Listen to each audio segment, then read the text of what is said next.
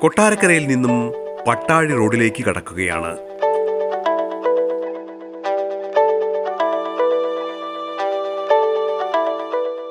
ഇവിടെ കലയപുരം കഴിഞ്ഞ് കിഴക്കോട്ട് കടക്കുമ്പോൾ പീതവർണ്ണമണിഞ്ഞ മന്ദിര സമുച്ചയം കാണാം.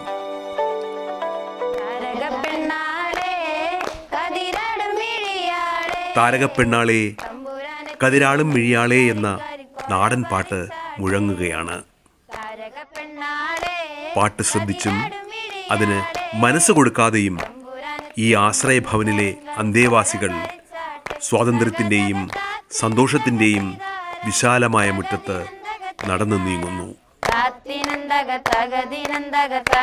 പടിഞ്ഞാറക്കോണിൽ മുളങ്കാടിൻ്റെ താളത്തിനൊത്ത് പാട്ട് പാടുകയാണ് ഇളം തലമുറയിലെ ഈ കുരുന്നുകൾ. ഒരു അവധി ദിനാഘോഷത്തിന്റെ ആരവമുടുങ്ങാത്ത ആശ്രയ കേന്ദ്രം.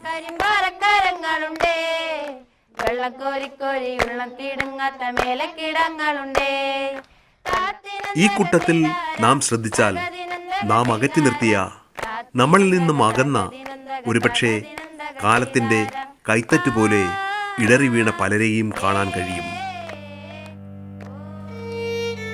ആലംബഹീനർ, ആവതില്ലാത്തവർ, അംഗവിഹീനർ, ആശ്രയം നഷ്ടപ്പെട്ടവർ, താളഭംഗുമെന്ന് ജീവിത ലക്ഷ്യമകന്നവർ, തിരസ്കൃതർ, ഉറ്റവർ അനേകമുള്ളവർ, തെരുവിലേക്ക് പിറന്നു വീണ് ആശ്രയം തേടിയെത്തിയവർ, അവരെല്ലാവരും ഇവിടെ ഒരു വാതിലിനുള്ളിൽ, ഒരു കൂരയ്ക്ക് കീഴെ സംതൃപ്തിയോടും സന്തോഷത്തോടും കഴിയുകയാണ്. ഇവരിൽ പലരും ഇവിടേക്ക് എത്തിയതല്ല, എത്തപ്പെട്ടതാണ്. നന്മയും കാരുണ്യവും സമൂഹത്തിൽ നിന്നും അകന്നില്ല എന്ന തിരിച്ചറിവ് നമുക്ക് പകരുന്ന ആശ്രയിലേക്ക് സ്വന്തം വീട് പോലെ കയറി വന്നവരാണ് ഇവർ. ആരൊക്കെയോ ചേർന്ന് ഇവിടേക്ക് എത്തിച്ചവരുമുണ്ട്. അനിശ്ചിതമായ ജീവിത വഴികളിൽ ഇരുട്ട് വീണ് പകച്ചു നിന്നപ്പോൾ ഇവർക്ക് വെളിച്ചമായെത്തിയ ഒരു മനുഷ്യസ്നേഹിയാണ് ഈ ആശ്രയ സംരംഭത്തിന് പിന്നിൽ. ഒരു ദിനം 100ഓളം പേപ്പറുകൾ നോക്കി ആശ്രയിലെ ഓരോ അന്തേവാസികൾക്കും സ്നേഹവും സ്വാന്തനവും തണലും പകരുന്ന നന്മമരമാണ് ഈ ഇരിക്കുന്നത്. കലയപുരം ജോസ് കഴിഞ്ഞ 3 ദശാബ്ദക്കാലമായി ഒരു ദിനത്തിൻ്റെ 24 മണിക്കൂറും അശരണർക്കായി നീക്കിവെച്ച കരുണാർദ്രൻ. അമ്മ പഠിപ്പിച്ച പാഠവും ജീവിതാനുഭവങ്ങളും ജോസിനെ ആലംബഹീനരുടെ ആലംബമാക്കി മാറ്റുകയായിരുന്നു. ഒരു ദൈവനിയോഗം പോലെ. ഈ ആശ്രയ പ്രസ്ഥാനം ആരംഭിച്ചത് 1994 ഏപ്രിൽ 7-നാണ്. തികച്ചും യാദൃച്ഛികമായിരുന്നു. ഞാൻ ഒരിടത്ത് ബസ് കാത്ത് നിൽക്കുമ്പോഴാണ് മനോരോഗ്യ ഒരു പയ്യൻ ഒരു ചായക്കടയിൽ ആഹാരത്തിന് വേണ്ടി കൈ നീട്ടുന്ന കാഴ്ച കണ്ടുകൊണ്ട് നിൽക്കുകയായിരുന്നു ഞാൻ.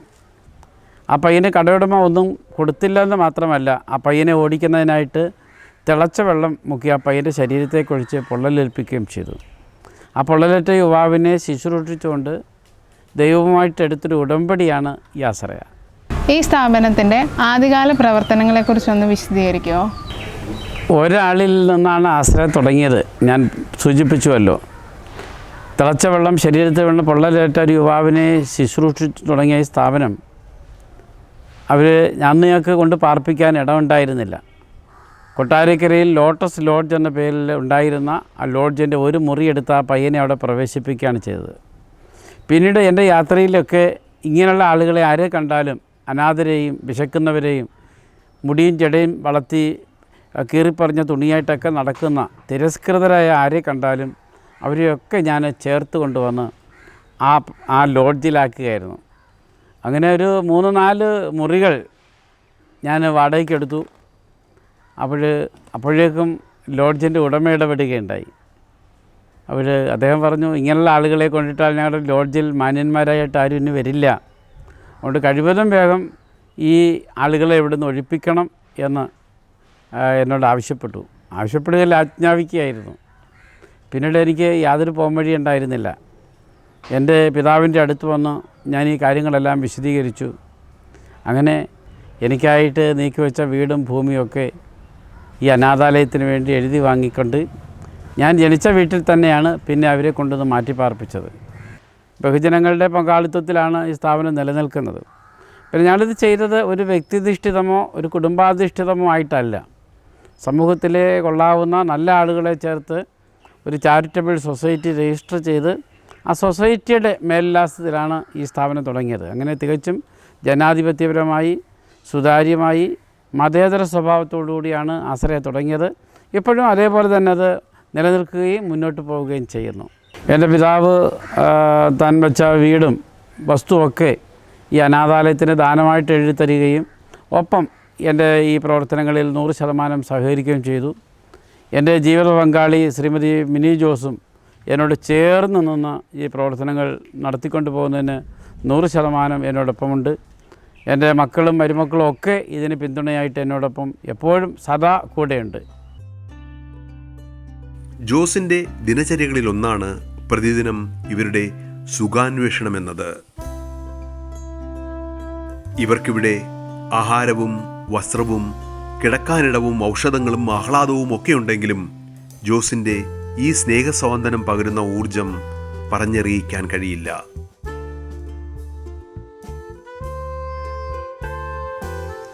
ഇരുൾ വീണ ജീവിതത്തിൻ്റെ ഇടവഴിയിൽ നിന്നും ഇതളടർന്ന പോൽ ആശ്രയ സങ്കേതത്തിലെത്തുന്ന ഇവർക്ക് ഇന്നെല്ലാമുണ്ട്.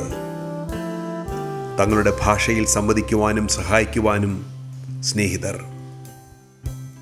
ആവതുപോൽ പരസ്പരം കൈത്താങ്ങായി സഹായിക്കുന്ന സുഹൃത്തുക്കൾ, വിശപ്പറിയിക്കാത്ത ഭക്ഷണക്രമം, പറയാനും കാര്യങ്ങൾ അന്വേഷിക്കുവാനും ജീവകാരുണ്യത്തിൻ്റെ ഊഷ്മള ഹൃദയവുമായി സങ്കേതത്തിലെ ജീവനക്കാർ. അങ്ങനെ തെരുവിലും പോയ ജീവിത വഴിയിലും നഷ്ടപ്പെട്ടതെല്ലാം അവർക്ക് ഇവിടെയുണ്ട്. സർവമത പ്രാർത്ഥനയോടെയാണ് ആശ്രമ സങ്കേതത്തിലെ ഒരു ദിനാരംഭം.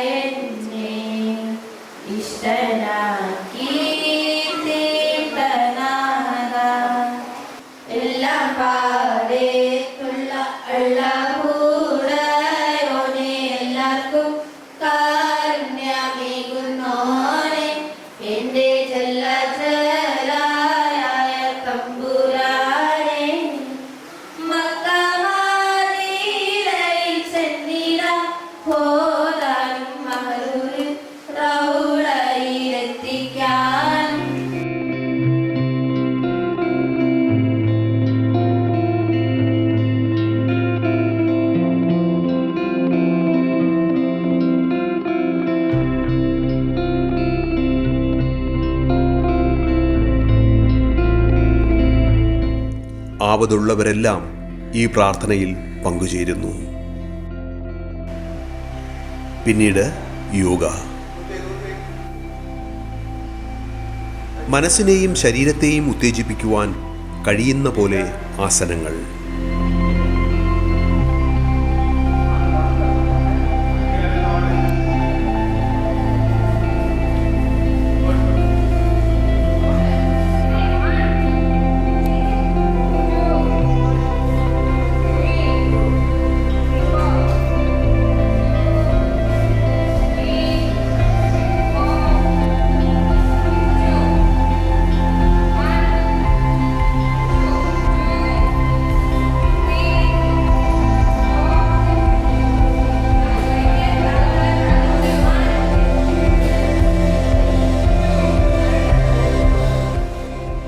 യോഗ ഇൻസ്ട്രക്ടർമാരുടെ നിർദ്ദേശങ്ങൾ ഇവർ അനുവർത്തിക്കുകയാണ്. പിന്നീടാണ് പ്രാതൽ. ഓരോ ദിവസവും ഓരോ മെനുവാണ്.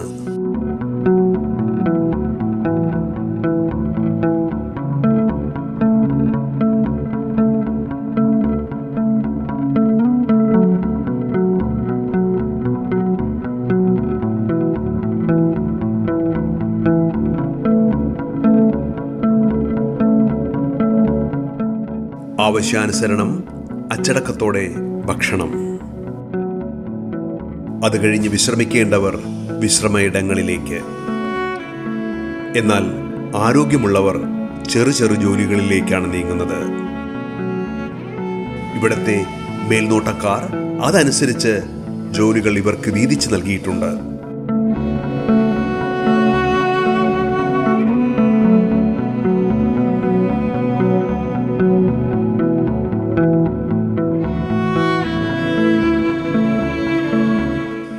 എടുത്തു പറയേണ്ടത് വൈദ്യശുശ്രൂഷയും സഹായവുമാണ്.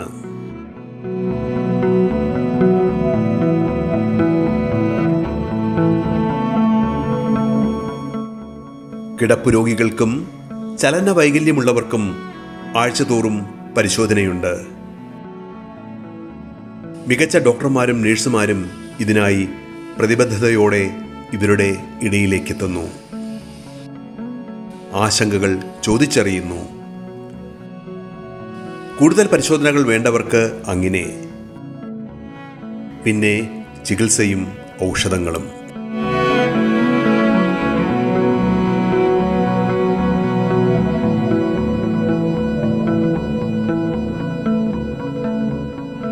വന്നിട്ട് 9 വർഷം ആകുന്നു. അമ്മയ്ക്ക് സുഖമില്ലാതെ വന്ന് അങ്ങനെ ഞങ്ങളെ നോക്കാനില്ല. ഞണ്ട് ഞങ്ങൾ 2 പേരുണ്ട്. എൻ്റെ മൂത്ത ഒരാൾ കൂടെ ഉണ്ട്. അത് സുഖമില്ലാഞ്ഞുകൊണ്ട് ഞങ്ങളിവിടെ വന്നത്. സാറ വന്ന് ഞങ്ങളെ ജനപ്രതിനിധികളൊക്കെ ഉണ്ടായിരുന്നു. അവരെല്ലാം കൂടെ വന്നാൽ ഞങ്ങളിവിടെ കൊണ്ടുവന്നത്. ഇപ്പോൾ കുഴപ്പമില്ല, എല്ലാം കുഴപ്പമില്ല കഴിയുക. ഒരു ചേച്ചി ഉണ്ട് എൻ്റെ ഇവിടെ. അത് അവിടെ പെണ്ണുങ്ങളുടെ കൂട്ടിലാണ് താമസിക്കുക. അത് എൻ്റെ കൂട്ടാണ്, നടക്കത്തില്ല. എനിക്കിവിടെ കുഴപ്പമൊന്നുമില്ല. ഞാൻ വന്നിട്ട് 9 വർഷമായി. ഞാൻ ഇവിടെ സുഖമായിട്ട് കഴിയുകയാണ്. ഒരു കുഴപ്പമില്ല. സാറും ആൻറ്റിയൊക്കെ എന്നെ നല്ലോണം നോക്കുന്നുണ്ട്. അനാഥരില്ലാത്ത ഭാരതം, ഇതാണ് ആശ്രയ പ്രസ്ഥാനത്തെ ലക്ഷ്യം. അനാഥരില്ലാത്ത ഭാരതവും ലഹരി വിരുദ്ധ കേരളവും. അതിനുവേണ്ടി ഞങ്ങൾ വളരെ അക്ഷീണം പ്രവർത്തിച്ചുകൊണ്ടിരിക്കുകയാണ്. ഇന്ത്യ മഹാരാജ്യത്ത് തെരുവിൽ കഴിയുന്ന മുഴുവൻ ആളുകളെയും ഒരു കൂരയുടെ കീഴിൽ കൊണ്ടുവന്ന് അവർക്ക് കിടക്കാനിടവും 3 നേരം ഭക്ഷണവും മാന്യമായ വസ്ത്രവും കുഞ്ഞുങ്ങൾക്ക് വിദ്യാഭ്യാസവും ഒക്കെ നൽകി അവരെ നിരാശ്രയത്തിൽ നിന്ന്, അനാഥത്വത്തിൽ നിന്ന് അവരെ സനാഥത്വത്തിലേക്ക് പറിച്ചു നടുക എന്നുള്ള മഹത്തരമായ ഒരു ലക്ഷ്യമാണ് ആശ്രയ പ്രസ്ഥാനത്തുള്ളത്. കലേവരം ജോസിൻ്റെ കരുണ നിറഞ്ഞ ഹൃദയവും അശ്രാന്ത പരിശ്രമവും ഇവരുടെ ജീവിതം സുലഭമാക്കുന്നു എന്ന് മാത്രമല്ല, നന്മ പറ്റാത്ത സമൂഹത്തിലെ സുമനസ്സുകളുടെ ഫലേച്ഛയില്ലാത്ത പ്രവർത്തനങ്ങളും കയേഞ്ഞ സഹായവും ഇവർക്ക് തുണയാകുന്നുമുണ്ട്. നിരവധി പദ്ധതികൾ ഇവർക്കായി നടപ്പിലാക്കുവാനും ഇതുവഴി കഴിയുന്നുവെന്ന് ജോസ് പറയുന്നു. 2010 ഡിസംബറിൽ ആശ്രയ പ്രസ്ഥാനത്തിൻ്റെ നേതൃത്വത്തിൽ 141 അനാഥരായ പെൺകുട്ടികളെ ഒരേ വേദിയിൽ വെച്ച് ഒരേ ദിവസം വിവാഹം കഴിപ്പിച്ച് അയക്കുകയുണ്ടായി. ആശ്രയം നടത്തിയ ഏറ്റവും വലിയൊരു ഇവൻ്റ് അതായിരുന്നു. നമുക്കത് മറക്കാൻ സാധിക്കുന്ന ഒന്നല്ല. അതുപോലെ ഓരോ പ്രവർത്തനങ്ങളും ഒന്നും ചെറുതായിട്ട് കാണാൻ സാധിക്കുന്നില്ല. എല്ലാം എന്നും നമ്മുടെ സ്മൃതിമണ്ഡപത്തിൽ എന്നും ഇന്നത്തേതുപോലെ തെളിഞ്ഞു നിൽക്കുന്ന അനുഭവങ്ങളും സമ്പത്തുമാണ് എനിക്ക് കൈമുതലായിട്ടുള്ളത്. കലയപുരത്തെ ആശ്രയ സംഗീതത്തിന് പുറമെ മറ്റ് പലയിടങ്ങളിലും അശരണർക്കായും പാർശ്വവൽക്കരിക്കപ്പെട്ടവർക്കായും ലക്ഷ്യമിട്ട് വിവിധ പദ്ധതികൾ പരസഹായത്തോടെ ജോസ് നടപ്പിലാക്കിയിട്ടുണ്ട്.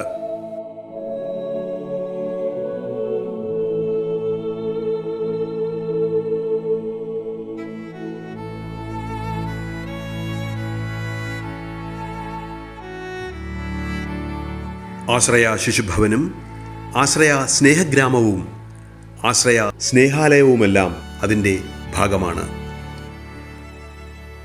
വിഷരഹിത പച്ചക്കറി ഉൽപ്പാദനത്തിനും പാൽ ഉൽപ്പാദനത്തിനുമായി ആശ്രമ ഹരിത കേരളം പദ്ധതി നടപ്പിലാക്കിയത് നാടിന് തന്നെ മാതൃകയാണെന്ന് ജോസ് പറയുന്നു. കുട്ടികളുടെ സംരക്ഷണം, അവരുടെ വിദ്യാഭ്യാസം, അതിനെക്കുറിച്ചൊന്ന് പറയാമോ? ഇവിടെ എത്തപ്പെടുന്ന കുട്ടികൾക്കെല്ലാം മെച്ചപ്പെട്ട വിദ്യാഭ്യാസം നൽകുന്നുണ്ട്. ഇപ്പോൾ നഴ്സറി തൊട്ട് മെഡിസിൻ വരെ പഠിക്കുന്ന കുഞ്ഞുങ്ങളാണുള്ളത്. 2 ആളുകൾ ഇപ്പോൾ സിവിൽ സർവീസ് കോച്ചിങ് നടത്തുന്നുണ്ട്. അവർക്ക് ഏത് തലം വരെ പഠിക്കാമോ ആ തലം വരെ അങ്ങേയറ്റം വരെ കുഞ്ഞുങ്ങളെ ഞങ്ങൾ വിദ്യാഭ്യാസം ചെയ്യിക്കുന്നുണ്ട്. കുഞ്ഞുങ്ങളുടെ വിദ്യാഭ്യാസം നടത്തിക്കുന്ന കാര്യത്തിൽ യാതൊരു അമാന്തവും കാണിച്ചിട്ടില്ല. സാമ്പത്തിക പ്രതിസന്ധികളും വെല്ലുവിളികളൊക്കെ ധാരാളം ഉണ്ടായിട്ടും കുട്ടികളുടെ വിദ്യാഭ്യാസം മെച്ചമായ നിലയ്ക്ക് തന്നെ നടത്തുന്നുണ്ട്. എന്ന് മാത്രമല്ല അവരുടെ വിദ്യാഭ്യാസം കഴിഞ്ഞ് തൊഴിലാക്കി അവരെ വിവാഹം കഴിപ്പിച്ച് കുടുംബജീവിതത്തിലേക്ക് അയക്കുന്ന ദൗത്യവും ആശ്രയ തന്നെ ഏറ്റെടുത്തിരിക്കുന്നു. 200-ലധികം പെൺകുട്ടികളുടെ വിവാഹമാണ് ഇതിനകം ആശ്രയ നടത്തിയിട്ടുള്ളത്. സുമനസ്സുകളുടെ കാരുണ്യഹസ്തം നേടുമ്പോൾ ഇത്തരം പദ്ധതികൾ അനായാസം നടപ്പിലാക്കുകയാണ്. എല്ലാ സംസ്ഥാനങ്ങളിലും ഇത്തരത്തിൽ പാർപ്പിടമൊരുക്കി സംരക്ഷണം നൽകണമെന്നതാണ് ജോസിന്റെ ലക്ഷ്യങ്ങളിലൊന്ന്. തെരുവോരങ്ങളിൽ അന്തിയുറങ്ങുന്നവർക്ക് ഇടമൊരുക്കുവാൻ ജില്ലകൾ തോറും സ്ഥാപനങ്ങൾ വേണമെന്ന ആഗ്രഹവും മനസ്സിലുണ്ട്.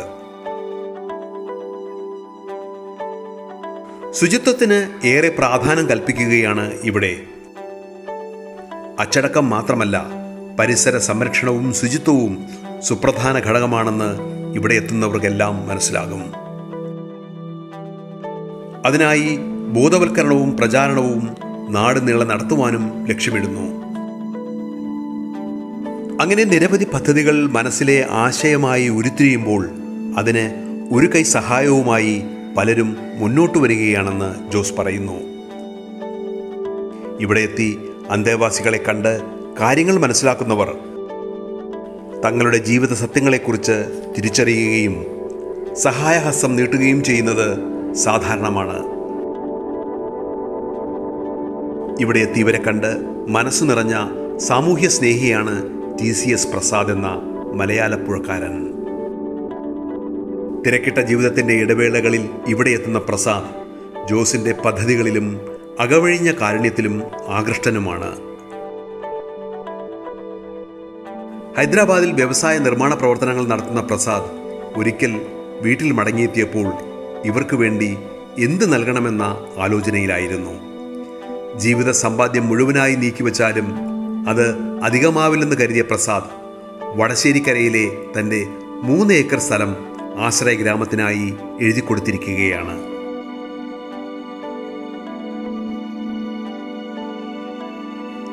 ഇപ്പോൾ ഈ മണ്ണിൽ നിൽക്കുമ്പോൾ പ്രസാദിന് എന്തെന്നില്ലാത്ത ചാരിതാർത്ഥ്യമാണ്. തൻ്റെ അധ്വാനവും ജീവിതവും സഫലമായതിൻ്റെ ചാരിതാർത്ഥ്യം. അപ്പോൾ എന്തിനും ഈ കാലം ചേർന്ന് വരണമെന്ന് പറയുന്നതൊക്കെ പോലെ അവസാനം ഞാൻ എത്തിപ്പെട്ടത് ആശ്രയ സങ്കേതത്തിലാണ്. അപ്പോൾ അങ്ങനെ ആശ്രയ സങ്കേതത്തിൽ എത്തിപ്പെട്ടു ശ്രീ ജോസ് സാറ്, കലയൂരം ജോസ് സാറുമായിട്ട് എൻ്റെ ആഗ്രഹങ്ങളും താല്പര്യങ്ങളും പങ്കുവച്ചു. അപ്പോൾ അദ്ദേഹത്തിൻ്റെ കൂടെ അഭിപ്രായം മാനിച്ചുകൊണ്ട് ഞാൻ അല്പസ്ഥലം എൻ്റെ വീടിനടുത്ത് മലയാളപ്പുഴയ്ക്കടുത്ത് മുക്കുഴി എന്ന് പറയുന്ന സ്ഥലത്ത് ഈ സ്ഥാപനത്തിനായിട്ട് നൽകുകയുണ്ടായി. അവിടെ ഒരു സ്ഥാപനം തുടങ്ങാൻ വേണ്ടിയിട്ടുള്ള പ്രാരംഭ നടപടികൾ ആരംഭിച്ചിരിക്കുകയാണ്. ആശ്രയ ഗ്രാമം എന്ന് അതിന് ഞാനും ജോസാറും കുറേ സാമൂഹ്യ സ്നേഹികളും കൂടി ചേർന്ന് അതിനൊരു നാമകരണവും ചെയ്തിട്ടുണ്ട്. അപ്പോൾ അതിൻ്റെ ഇപ്പം തികച്ചും പ്രാരംഭ ദശയിലാണ്. ഈ ഈശ്വരാനുഗ്രഹത്താൽ എത്രയും വേഗം അതിൻ്റെ ബാക്കി പ്രവർത്തനങ്ങളുമായിട്ട് മുമ്പോട്ട് പോകാൻ കഴിയുമെന്ന് പ്രത്യാശിക്കുന്നു. പത്തനംതിട്ട ജില്ലയിൽ മലയാളപ്പുഴയിൽ പുതിയപ്പാട് എന്ന് പറയുന്ന സ്ഥലത്ത് മൂഴിയിൽ വീട്ടിൽ പ്രിയ പ്രസാദ് സാറും അദ്ദേഹത്തിൻ്റെ സഹധർമ്മിണി പ്രിയ സിന്ധു മാഡവും അവർ 2 ആളുകളും ചേർന്ന് വളരെ നിർബന്ധപൂർവം ആശ്രയമായിട്ട് സഹകരിക്കുകയും അവരുടെ സമ്പാദ്യത്തിൻ്റെ മുഖ്യ പങ്കും 3 ഏക്കർ ഭൂമി അദ്ദേഹം ഈ അനാഥാലയത്തിന് ദാനമായി നൽകുകയുണ്ടായി. ഇങ്ങനെയുള്ള ആളുകൾ ഇപ്പോഴും നമ്മുടെ ഭൂമിയിൽ അവശേഷിക്കുന്നു എന്നുള്ളതാണ് ഈ സമൂഹത്തിൽ നന്മ വറ്റിപ്പോയിട്ടില്ല എന്ന് നമ്മളെയൊക്കെ ബോധ്യമാക്കുന്നത്. ഒരു 3 ഏക്കറോളം സ്ഥലമാണ് നമ്മൾ ഇതിനായി നൽകിയിട്ടുള്ളത്. ഭാവിയിൽ ഈശ്വരൻ അനുഗ്രഹിക്കുകയാണെന്നുണ്ടെങ്കിൽ ആ 3 ഏക്കറിനെ വീണ്ടും വിപുലീകരിക്കണം എന്നുള്ള ആഗ്രഹവും എൻ്റെ മനസ്സിലില്ലാതില്ല. അതിന് ജഗദീശ്വരൻ അനുഗ്രഹിക്കട്ടെന്ന് ഞാൻ പ്രാർത്ഥിക്കുന്നു. ഇതുപോലുള്ള മനുഷ്യസ്നേഹികൾ മുന്നോട്ട് വരുമ്പോൾ കലയപുരം ജോസ് തൻ്റെ കൃത്യനിർവഹണം അവിരാമം തുടരുകയാണ്. അദ്ദേഹത്തെ പ്രതിദിനം തേടിയെത്തുന്ന ഫോൺ കോളുകളിൽ പലതും നാടിൻ്റെ നാനാഭാഗത്തു നിന്നും കരുണ തേടിയുള്ള കോളുകളായിരിക്കും. കാര്യം മനസ്സിലാക്കി അപ്പോൾ തന്നെ വേണ്ടത് ചെയ്യുകയും ചെയ്യും. പിന്നെ കലയോരത്ത് ആശ്രയയിൽ ഇപ്പോഴും ആളുകളുടെ എണ്ണം വളരെ കൂടി തിക്കും തിരക്കുമാണ്. അവർക്ക് വേണ്ടി പുതിയൊരു കെട്ടിടം കൂടി ഇപ്പോൾ ആശ്രയ തുടങ്ങിയിരിക്കുന്നു. ആശ്രയോട് ചേർന്നുള്ള 2.25 ഏക്കർ ഭൂമിയിൽ 10,000 സ്ക്വയർ ഫീറ്റ് വീതം വലിപ്പമുള്ള 5 നിലകളിലായി 600,000 സ്ക്വയർ ഫീറ്റ് വരുന്നൊരു ബഹുനില കെട്ടിടം ഇപ്പോഴതിൻ്റെ നിർമ്മാണം ആരംഭിച്ചിരിക്കുന്നു. അപ്പോൾ ഇതിൻ്റെ പുതിയ കെട്ടിടത്തിൻ്റെ നിർമ്മാണത്തിന് ആദ്യമായി ഞങ്ങളെ സഹായിച്ചത് ഒരു മനുഷ്യസ്നേഹി ബാംഗ്ലൂരിൽ നിന്ന് മുഹമ്മദ് മജീദ് എന്ന് പറയുന്നൊരു വ്യക്തി. അദ്ദേഹത്തിന് മജീദ് ഫൗണ്ടേഷൻ എന്ന പേരിലൊരു പ്രസ്ഥാനമുണ്ട്. ആ മജീദ് ഫൗണ്ടേഷൻ്റെ വകയായി 50 ലക്ഷം രൂപ കൈനീട്ടം ഏറ്റുവാങ്ങിക്കൊണ്ടാണ് ഈ പ്രവർത്തനം നമ്മൾ തുടക്കം കുറിച്ചിരിക്കുന്നത് പുതിയ കെട്ടിടത്തിൻ്റെ. അപ്പോൾ ബഹുജനങ്ങളും സമൂഹവും എല്ലാ ചുറ്റുപാടുകളിലുമുള്ള മുഴുവൻ ആളുകളുടെയും കാരുണ്യവും പങ്കാളിത്തവും പുതിയ കെട്ടിട നിർമ്മാണത്തിലുണ്ടായിട്ടുണ്ട്. അതിനു പുറമെ കരവാളൂരിലൊരു പുതിയ സ്ഥാപനത്തിനുള്ള തുടക്കം കുറിച്ചിരിക്കുന്നു. അഞ്ചൽ ഭാഗത്ത് നിന്ന് ഒരു അനാഥാലയം സർക്കാർ തന്നെ അടച്ചു പൂട്ടിയിട്ട് അവിടെ പാർപ്പിക്കുന്ന ആളുകളെല്ലാം കലയോരത്ത് ആശ്രയിൽ എത്തിക്കുകയുണ്ടായി. എന്നിട്ട് അവരെ ആ ദേശത്തേക്ക് തന്നെ കൊണ്ടുപോയി മാറ്റി പാർപ്പിക്കുന്നതിന് വേണ്ടി പുനലൂരിനും അഞ്ചലിനും ഇടയ്ക്കുള്ള കരവാളൂർ എന്നുള്ള സ്ഥലത്ത് നമ്മൾ ഒരു ഭൂമിയും വീടുമൊക്കെ വിലയ്ക്ക് വാങ്ങി അവിടെയും പുതിയൊരു സ്ഥാപനം നമുക്ക് ആരംഭിക്കാൻ പോവുകയാണ്. അതുപോലെ തന്നെ കണ്ണൂർ പരിയാരം മെഡിക്കൽ കോളേജിന് സമീപമുള്ള ജോയി എന്ന് പറയുന്ന ഒരു സ്നേഹിതൻ അദ്ദേഹത്തിന് കുടുംബസ്വത്താക്കിയിട്ടുള്ള അദ്ദേഹത്തിൻ്റെ ഭൂമിയും വീടും ഈ ആശ്രയയ്ക്ക് വേണ്ടി നൽകാൻ ഉള്ളൊരു സന്നദ്ധത പ്രകടിപ്പിച്ചു. അങ്ങനെ കണ്ണൂർ ജില്ലയിലും പുതുതായിട്ടൊരു സ്ഥാപനത്തിനുള്ള പ്രാരംഭം കുറിച്ചിരിക്കുകയാണ്. ഇങ്ങനെ ഓരോ ദിക്കിൽ നിന്നും ആശ്രയയിലേക്ക് ആളുകൾ തേടിയെത്തുകയും ആശ്രയയുടെ ശാഖകൾ കേരളത്തിൻ്റെ പല ഭാഗത്തും സ്ഥാപിച്ചിട്ട് ഇത്തരത്തിലുള്ള നിരാശ്രയരെയും അനാഥരെയും അതാത് സ്ഥലങ്ങളിൽ പാർപ്പിച്ച് സംരക്ഷിക്കുന്നതിനുള്ള ചെറിയ ചെറിയ കേന്ദ്രങ്ങൾ തുടങ്ങുകയും ചെയ്യുന്ന ഒരു പ്രവർത്തനത്തിലാണ് ഇപ്പോൾ ആശ്രയ ഇടപെട്ടിരിക്കുന്നത്.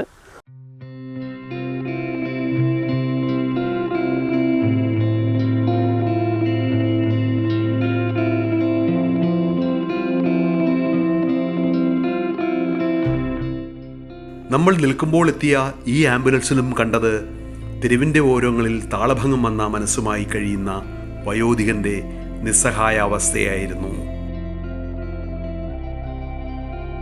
അപ്പോഴേക്കും ജോസെത്തി കാര്യങ്ങൾ മനസ്സിലാക്കി അദ്ദേഹത്തെ അനുനയിച്ച് ആശ്രയം നൽകുകയാണ്.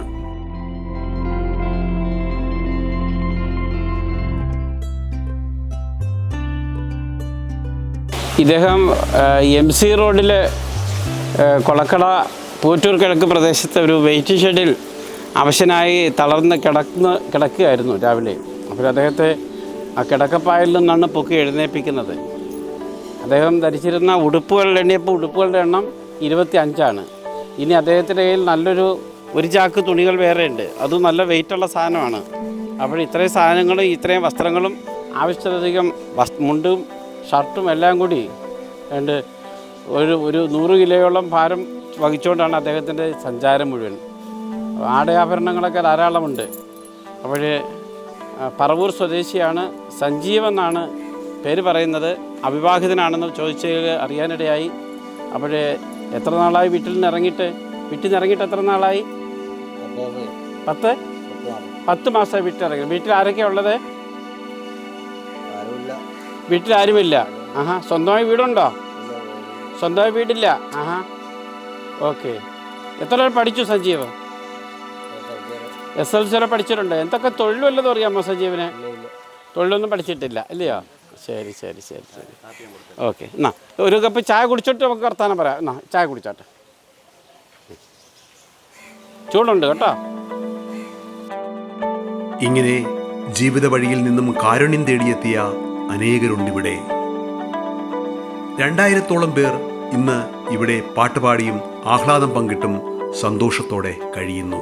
മാണിക്യ വീണയുമായൻ മനസ്സിൻ്റെ താമരപ്പൂവിലുണർന്നവളെ, പാടുകില്ലേ വീണമീട്ടുകില്ലേ നിന്റെ വേദന എന്നോട് ചൊല്ലുകില്ലേ, ഒന്ന് മിണ്ടുകില്ലേ.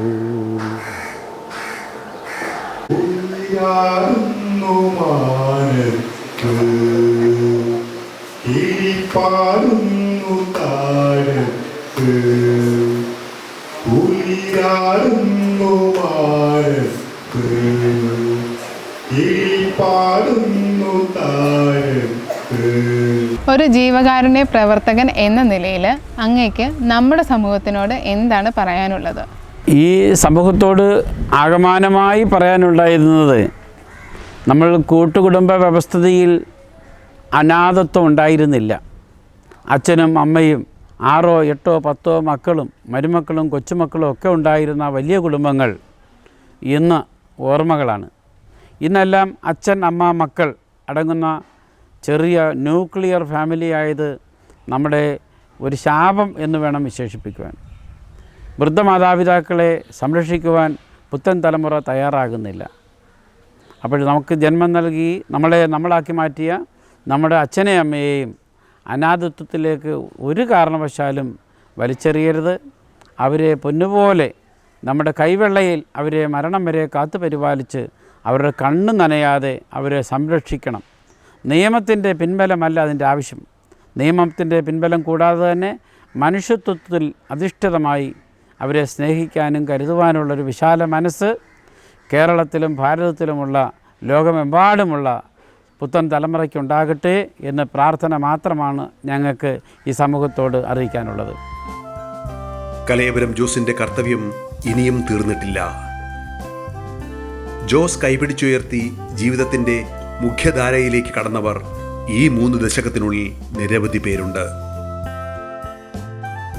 പഠിച്ച് വലിയ ഉദ്യോഗം നേടിയവർ, ജീവിത വിജയം കൊയ്തവർ, യഥാർത്ഥ വഴിയിലേക്ക് നടന്നുപോയവർ, അങ്ങനെ പലരും.